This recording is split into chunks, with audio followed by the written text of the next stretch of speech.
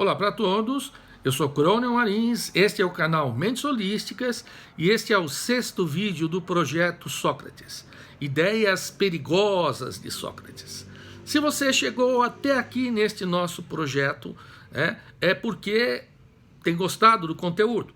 Então, pedimos que se inscreva no canal, caso não esteja inscrito. Comente, faça pergunta, questione. Isso é fundamental para que nós possamos desempenhar melhor esse trabalho. No vídeo passado, abordamos um princípio de sistema socrático. Sócrates, ele pensava em temas como a justiça, como a piedade, a relação entre os homens e os deuses na questão da ação humana.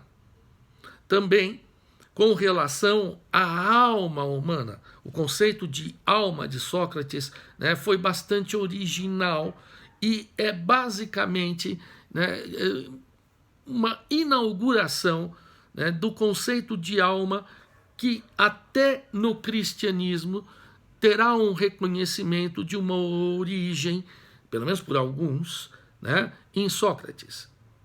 A pergunta que se faz é que estas ideias, por mais originais e provavelmente chocantes que sejam para os gregos daquela época, parece que não são suficientes para levarem Sócrates a passar pelo processo, a ser condenado e a receber a pena de morte. Pelo menos não faz muita lógica. Teria que ter alguma coisa a mais dentro do sistema socrático que nós ainda não tratamos. Então, o que nós vamos fazer nesse vídeo é aprofundar, dar mais algumas ideias e pensá-las combinadas num sistema que realmente possa ter atraído a ira de alguns a ponto de que ele fosse denunciado ao tribunal em Atenas e que fosse pedido a sentença de morte.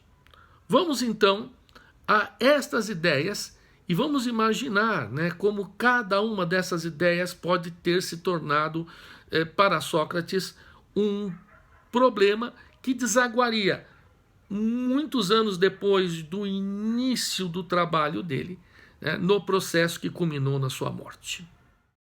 Ideias de Sócrates. Se a gente for falar num sistema socrático, nós vamos ter que colocar muitas ideias, não apenas essas 3 exemplificadas. Nós temos, dado a fama de Sócrates, inclusive um gênero literário na antiguidade, chamado Socraticoi logoi, ou logoi socraticoi. Você encontra as 2 formas, se fizer uma pesquisa, que é de Sócrates, Socraticoi, logoi, logos, discurso. Então são discursos socráticos. Na verdade, são diálogos, como Platão escreveu. Platão foi o primeiro a escrever diálogos? Não. E foi o último? Muito menos. O que ocorre é que basicamente nada dos diálogos sobre Sócrates chegaram para nós, a não ser os de Platão. E mesmo assim, muitos diálogos de Platão talvez não tenham sido escritos por ele, mas por discípulos dele ou por outras pessoas e depois atribuídos a ele. O fato é que as ideias que nós temos de Sócrates desenvolvidas são principalmente colocadas neste formato, os discursos socráticos. Nós vamos abordar apenas algumas ideias que possam ter trazido problemas para o Sócrates. Porque é isso que nos interessa, saber se as ideias têm alguma influência na condenação, no processo que ele recebeu e na condenação. Então, por exemplo, o Sócrates vai refletir sobre amizade, o Sócrates vai refletir sobre beleza, mas dificilmente isso trouxe problema para eles. Vamos ver as ideias que podem ter sido causadoras de interpretações maliciosas por parte daqueles que processaram ou que queriam algum tipo de punição, não necessariamente a morte, né, para Sócrates. Conhecimento. Sobre conhecimento, Sócrates relacionava a sabedoria ao conhecimento. Era sábio alguém que tinha muito conhecimento. O grande problema de Sócrates era definir o que é conhecimento. O diálogo chamado Teeteto, né, de Platão, é aquele em que mais é tratado este tema, o tema do conhecimento, né? E como em boa parte dos diálogos platônicos, não se chega a uma conclusão, a algo definitivo. Sócrates procura, ele estabelece que existe uma importância muito grande em se achar essa definição, mas no final das contas o diálogo termina no anticlímax, né? Quem lê fica pensando, afinal de contas, o que é conhecimento? Dentro do diálogo, né, o que fica muito bem estabelecido, e aí é uma questão do método que a gente vai tratar no próximo vídeo, né, o método socrático, é o que não é conhecimento. Por exemplo, no Teeteto, a primeira coisa que fica patente, né, à primeira vista, parece que o conhecimento tem a ver com a nossa percepção. Sócrates logo mostra que isso é errado. A percepção, né, de coisas físicas e também, por extensão, de avaliações morais e éticas, bem, ela é diferente de pessoa para pessoa, ou na mesma pessoa de tempo para tempo, né? Então isso não é o conhecimento no sentido absoluto. No final das contas, uma coisa que permeia todo o pensamento de Sócrates, né, é que o ser humano tem um acesso ao conhecimento que vai até determinado ponto. O conhecimento no sentido definitivo, né, é algo que pertence ao divino, é algo que pertence ao Deus. Sócrates relaciona muito, então, o conhecimento com a sua concepção religiosa dos deuses. O que, na verdade, não bate muito com aquilo que nós temos dos deuses gregos, né? Os deuses muito voluntariosos. Dizer que eles têm aquele conhecimento absoluto, bem, isso pode ser facilmente desafiado, né? O importante nesse caso é colocar a forma obstinada como Sócrates busca o conhecimento, mesmo sabendo que o conhecimento absoluto deve ser algo talvez inatingível. A própria definição de conhecimento mesmo é corpo e alma, ou do grego soma e psique. Vocês conhecem o termo psicossomático, não? É quando nós temos alguns problemas na nossa mente, no nosso espírito, vamos dizer assim, né? De tal maneira que adquirimos doenças físicas, né? Então, o estresse mental causa gastrite, por exemplo, isso é psicossomático, né? Não é necessariamente ligado a ilusões, como muitas vezes se diz, são coisas reais, né? Problemas de espírito, de mente, de alma causam problemas no nosso corpo.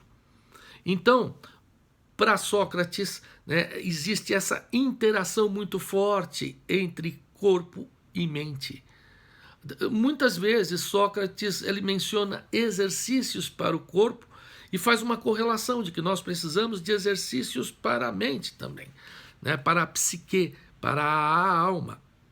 A concepção de alma de Sócrates ela é diferente da concepção, por exemplo, que existia na Grécia mais antiga, retratada, por exemplo, né, por Homero, na Ilíada e na Odisseia. Aquela concepção homérica, né, colocava a alma como uma espécie de sombra, uma sombra sem muitas propriedades, uma sombra passiva, que iria para o Hades, certo? Que não é o inferno é o Tártaro, né? Mas o Hades seria o reino dos mortos, do deus Hades, né? A alma, para Sócrates, ela tem um caráter muito mais ativo. Na verdade, o corpo é a prisão da alma. Esta ideia, né, de que a alma é que importa, que nós precisamos procurar, né, fazer com que a nossa alma fique purificada, né, que de determinada maneira evolua. Esta é uma ideia socrática, esta possibilidade é uma possibilidade socrática. E segundo Sócrates, a alma é imortal. Ele não chega a dizer isso de forma absoluta, mas ele indica, né, em diálogo que a gente vai ver à frente no Fédon, né, um diálogo em que ele está já preso, esperando a hora de beber a cicuta, né, na esperança dele, né, de quase certeza de que a alma é imortal. Por isso mesmo, alguns comentadores depois do nascimento de Cristo, né, colocaram Sócrates como um certo precursor do cristianismo, né? Esquisito essa discussão, né? Porque você tem aqueles dizendo, não, Sócrates de certa maneira intuiu o cristianismo, porque ele via a imortalidade da alma, ele falava muitas vezes de um Deus, no sentido de o Deus, não um dos deuses em particular, é uma maneira dele falar, certo? Então ele seria uma espécie de monoteísta grego, né? Bem, não dá para comprovar nada disso, né? E por isso que essa discussão acaba não tendo sentido, nem para o sim, nem para o não, porque o outro lado também diz assim, não, Sócrates é pagão e ele tem que ser considerado pagão e tem que necessariamente, a sua alma tem que pagar por isso, por ser pagão, né? Também não tem um sentido, está descontextualizado, né?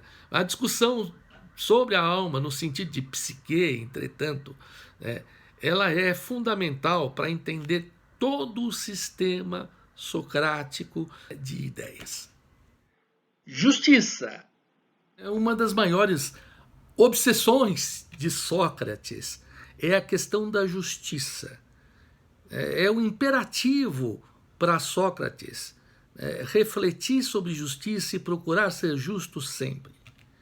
E Sócrates, ele é bem categórico. Ele diz que é pior, é muito pior cometer uma injustiça do que ser alvo de uma injustiça. É por isso que ele, para ser coerente, ele assume a sentença que ele considera injusta, que os seus amigos consideram injusta, mas ele fica tranquilo, porque seria muito pior se ele fosse injusto. Essa é uma ideia desafiadora. Ele não define, né, exatamente o que é justiça, como na maioria dos temas tratados por Sócrates nós já dissemos. Mas nós conseguimos reconhecer ações justas e ações injustas. Essa é uma sabedoria natural, principalmente daquelas pessoas mais elevadas, dos filósofos. E nesse sentido, né, buscar o conhecimento da justiça é fundamental para ser um filósofo. Essa é uma das ideias de Sócrates. Piedade. A piedade ou eusebeia é um ponto tratado por Sócrates, principalmente num diálogo Eutífron, né, que nós vamos falar sobre esse diálogo ainda neste projeto, porque ele se dá nas escadarias do tribunal, né, quando Sócrates fica sabendo, né, que está processado, que terá que se defender, né, e ele dialoga com o Eutífron, né, a gente vai depois explicar o motivo do diálogo, mas toca nesse tema da piedade. né, de ver essa relação, de como seria esta relação entre uma característica dos nossos atos, né, e a vontade dos deuses. Então, a grande pergunta que se faz, né, nós temos a noção de piedade, e a piedade, né, é aquilo que agrada aos deuses, certo? Ou os deuses se agradam necessariamente daquilo que é piedoso. Então tem a ver com o desejo dos deuses ou algo que está mesmo acima dos deuses. E nesse sentido, Sócrates pode estar desafiando a crença dos atenienses, né, porque efetivamente deixa entender que podem existir coisas que estejam, inclusive, acima dos deuses. Virtude. A virtude, né, ou em grego arete, é das coisas mais fundamentais para Sócrates e, ao mesmo tempo, mais misteriosas. Porque o que Sócrates quer saber é se existe alguma coisa que por si só seja virtude, ou se a virtude, na verdade, é um conjunto de coisas. Então, por exemplo, a justiça, quem é justo, ele tem uma virtude, mas necessariamente, né, todo justo é virtuoso em todos os sentidos. Sócrates vai mostrar, né, que não é assim. Então, fica muito complicado alguém dizer que pode ensinar a virtude, porque só se pode ensinar aquilo que se conhece, que se tem certeza, que se chegou à episteme daquela coisa, certo? E no caso da virtude, é das mais difíceis, dos mais difíceis conceitos tratados por Sócrates, para ter uma definição, né, final mesmo. A questão da virtude, neste sentido, é que Sócrates ele consegue enxergar várias virtudes, mas não alguma coisa que permitisse só por aquilo dizer que alguém é virtuoso. E isso incomoda particularmente os sofistas, certo? Porque estes dizem poder ensinar a virtude. De qualquer maneira, Sócrates ele tem, assim como com a justiça, né, uma concepção bastante interessante envolvendo a virtude. Ele relaciona a virtude com conhecimento. E o contrário da virtude, que seria o vício, com ignorância. E aí ele conclui: quem tem conhecimento necessariamente vai ser virtuoso. Ele não define a virtude como conhecimento, exatamente não.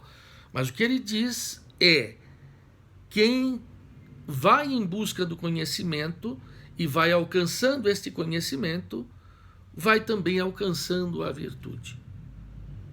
Se alguém faz o mal, ou seja, se alguém é vicioso, essa pessoa é ignorante. Então, segundo Sócrates, o mal só existe por conta da ignorância. Eliminando-se a ignorância, se elimina o mal. Porque ninguém conscientemente fará o mal. Conscientemente, com conhecimento, só se faz o bem. Será que vocês concordam com Sócrates? Política. Sobre política, né, nós temos comentários esparsos do Sócrates, né, e talvez um aprofundamento maior naqueles diálogos posteriores de Platão, em que Platão coloca mais as suas ideias do que as ideias de Sócrates. Então, o que sabemos é que Sócrates critica políticos, existe nos diálogos platônicos críticas a alguns políticos. Ele mesmo diz não fazer política. Ele tem algumas críticas à democracia, né, mesmo que indireta, mas é interessante observar, né, que a democracia ateniense se dá de uma forma que hoje nós consideraríamos no mínimo estranha, porque os cidadãos, certo, ocupam cargos públicos. Há muitos cargos públicos e cargos de responsabilidade muito grande em Atenas. Há milhares de cargos públicos, para falar a verdade. E esses cargos são, na sua grande maioria, sorteados. Não há eleição direta, a não ser para poucos cargos. Então, por sorteio, né, admitindo-se que todos têm iguais capacidades, né, e todos têm que se preocupar com a coisa pública durante todo o tempo, todos os cidadãos, né, porque podem ser sorteados e de repente ficar um ano, né, numa rotatividade em um cargo importante, tomando decisões importantes e tendo que arcar com as responsabilidades de decisões importantes, porque esse é outro lado da moeda. Na Atenas antiga, se alguém tem uma ideia, a ideia é implementada e dá errado, aquele que teve a ideia vai ser penalizado de alguma maneira. Se sobrar uma multa, está de bom tamanho, porque as penas podem ser mais severas, pode ser exílio, pena de morte nesses casos, as que menos casos, mas não impossível. Então, né, é bom que todo ateniense estivesse preparado. Mas pense você, certo? Se nós vivêssemos numa democracia total, no sentido ateniense, em que as pessoas que ocupassem cargos que poderiam definir a sua vida fossem sorteadas, o que acharia você de que importantes decisões fossem tomadas por seu vizinho, sua vizinha, seu cunhado, sua cunhada, porque foram sorteados naquele momento para tomar essas decisões que te impactam? Como seria essa concepção de democracia para você? Bem, Sócrates tinha críticas sobre isso. Sócrates dizia basicamente que se você quer um bom sapato, você vai procurar o açougueiro? Não, você procura o sapateiro. Se você quer se curar de uma doença, você vai procurar o político, o líder militar? Não, você vai procurar o médico. Então, nesse sentido, quem deveria estar com a decisão política é quem entende das necessidades da polis. Essa é uma colocação de Sócrates. Mas é uma colocação perigosa naquela Atenas, certo? Do que se chamou de democracia radical, porque você tinha os democratas moderados e os democratas radicais. E aparentemente, tá, a maioria de democratas radicais. Né? Então, esta é uma das ideias que pode ter dado problemas para Sócrates. Né? Sócrates fez descer a filosofia do céu para a terra e a fez penetrar nos lares e nas praças públicas de Atenas. Cícero. Pois é, esta é uma frase de Cícero, né, o orador romano, né, no primeiro século depois de Cristo, né, referindo-se a Sócrates. Quando se diz que Sócrates traz a filosofia do céu para a terra, o que se está dizendo é que a partir de Sócrates, o tema filosófico principal passa a não ser os céus, a natureza, a busca, né, de uma explicação para a realidade, mas sim, né, a busca pelos mistérios que estão no interior do homem, na sua mente, na sua alma, na forma dele se relacionar com as pessoas, com a cidade. Então, nesse sentido, sim, Sócrates trouxe a filosofia dos céus para a terra. A vida não examinada não vale a pena ser vivida. Está em Apologia de Sócrates, de Platão. Essa frase é a última que nós vamos colocar no vídeo de hoje. E especificamente resume aquilo que Sócrates representa, né? Naquela época representou e representa hoje. Nós temos que partir de nós mesmos. Nós temos que, a todo momento, verificar o nosso interior e entendermos, né, por que pensamos o que pensamos, por que agimos como agimos. Atribui-se a Sócrates, muitas vezes, a frase "conhece-te a ti mesmo". Ela não é de Sócrates, né? Ela estava escrita no Oráculo de Delfos e Sócrates menciona isso. A importância de se conhecer, tá? Entender como você processa o conhecimento que você tem, porque todos têm algum tipo de conhecimento. Como você usa esse conhecimento para ter mais virtude, para que a sua alma se exercite de maneira positiva e que, por consequência, você seja mais justo. Para isso, você precisa ter um temperamento reflexivo, você precisa ter hábitos moderados, precisa ter uma rotina, né, de discussão, de autoexame, de procura real, né, pela verdade, pela episteme, mesmo que aparentemente isso seja impossível. Agora, nos perguntamos, de todas essas ideias tratadas, essas concepções tratadas, há alguma coisa que justifique, né, essa condenação, senão o próprio processo contra Sócrates, dentro de, lembramos sempre, de uma sociedade, que é a sociedade ateniense do século V a.C., democrática, orgulhosa da sua liberdade de expressão, da sua liberdade para estrangeiros cultuarem seus próprios deuses.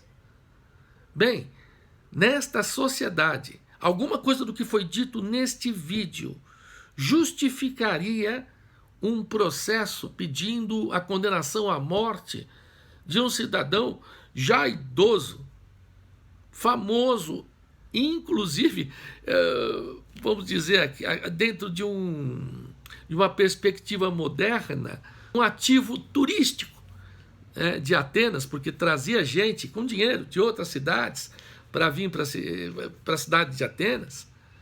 Bem, talvez não as ideias, como não foi a vida, mas a maneira como Sócrates implementava suas ideias através de conversações, de diálogos, muitas vezes provocativos com relação a grandes líderes políticos, a grandes líderes empresariais, a artistas renomados. Talvez o seu método fosse aquilo que o tenha levado ao tribunal. Sobre isso a gente vai falar no próximo vídeo, né? O método socrático. Vamos dizer qual é, vamos indicar mais alguns diálogos, né? Mas alguns trechos de diálogos platônicos para demonstrar o método, e vamos inclusive mostrar para vocês um pseudo-diálogo, né, que talvez pudesse ser encontrado na modernidade, envolvendo um brasileiro ou um ascendente longínquo de brasileiros lá na Grécia Antiga, o Silviacos, ou Silva, né, o nosso sobrenome talvez mais comum. Nós teremos então um diálogo novo, uma ousadia aqui do canal, né, para mostrar para vocês como funcionava o pensamento, a forma de agir, a forma de dialogar do nosso Sócrates. Então, até o próximo vídeo. Um grande abraço.